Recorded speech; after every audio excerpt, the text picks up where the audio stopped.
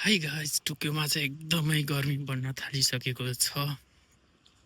तातो तातो हावा चलेको छ। अहिले दिउँसोको 12 बज्यो।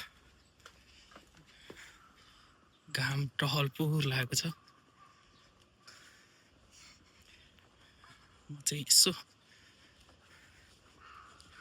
पानी लिन निस्किरहेको छु।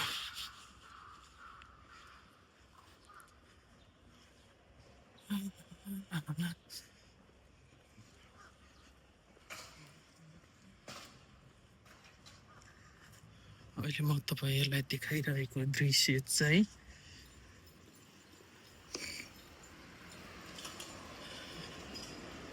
सिन्जुकु ह्याकुनिन्चो भन्छ। नेपालीहरुको धेरै बस्ती भएको ठाउँ। टोकियो ओकुबो सिनोकुबोबाट 5-7 मिनेट लाग्ने ठाउँ हो गाइज।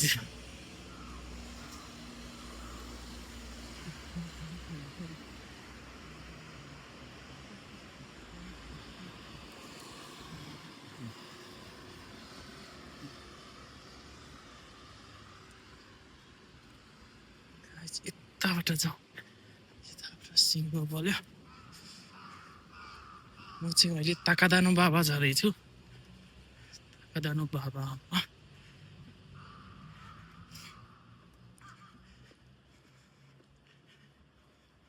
ताकादानो बाबा भनेको चाहिँ टोकियोको एउटा ट्रेन स्टेसनको नाम पनि हो।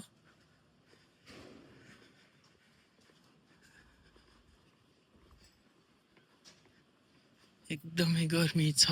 मैले चाहिँ छाता नओढी आएँ।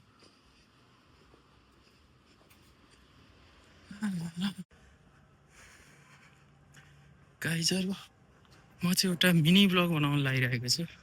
यो ब्लग कसरी बनाउने मलाई खासै मेसो छैन। कस्तो भिडियो अपलोड गर्ने, कसरी बनाउने, के बोल्ने भन्ने कुरा। तर पनि यसो बनाइदिइहालौँ न त कस्तो हुँदो रहेछ भनेर ट्राई मारिदिइहेरेको। के सुधार गर्नुपर्छ मलाई सिकाउनु होला। म चाहिँ आज तकराकुजी काट्दैछु।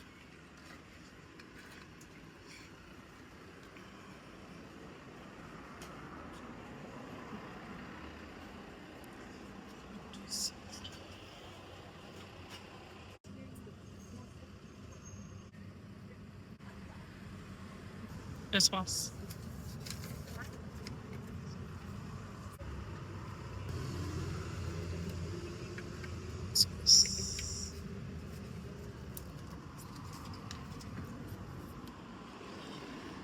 आज धेरै पछि लट्टो 6 काट्यो।